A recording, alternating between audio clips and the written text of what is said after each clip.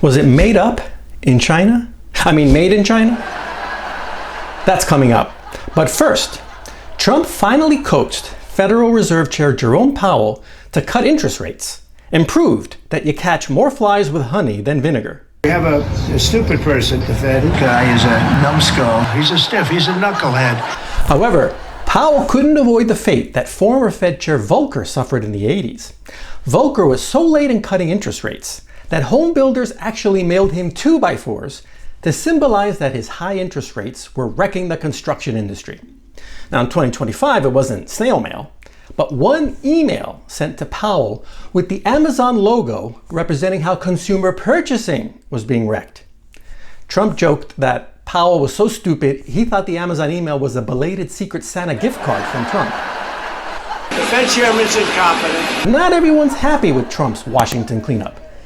There's plenty of people upset that Trump replaced the head of the Bureau of Labor Statistics for constantly getting job numbers wrong. Despite having its funding cut by Trump, NPR managed to find someone to write a scathing piece excoriating Trump for politicizing that honorable bureau.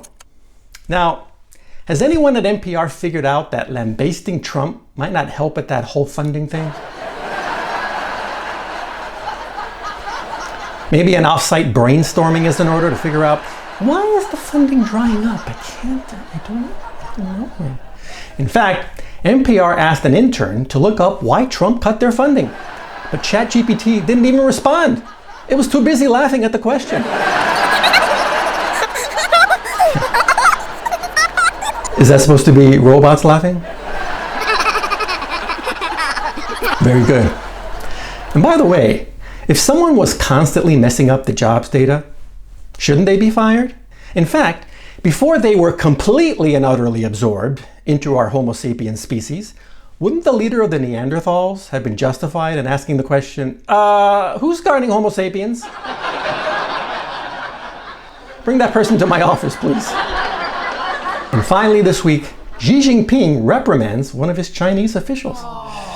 You see, in addition to slapping NVIDIA with an antitrust violation to gain leverage with Trump in the trade negotiations, Xi wanted to butter up the Donald with a set of personalized coffee mugs. But his Chinese official screwed up the translation to English on the cups. The text just didn't strike the right cultural nuance. All the cups read, "Best Insurrectionist."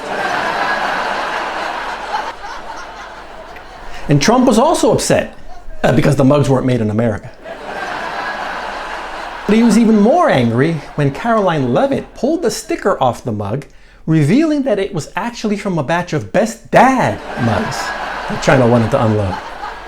Actually, I'll come clean. The mugs said Best Insurrectionist in Portuguese and had been sent back by disgraced Brazilian President Jair Bolsonaro shortly before being jailed for his alleged coup attempt. When Trump saw that the text on the mugs wasn't in English, he figured they must be from Melania, who informed Trump that she's from Slovenia, not Brazil, and that not all migrants in the US are from Latin America. And that's the week.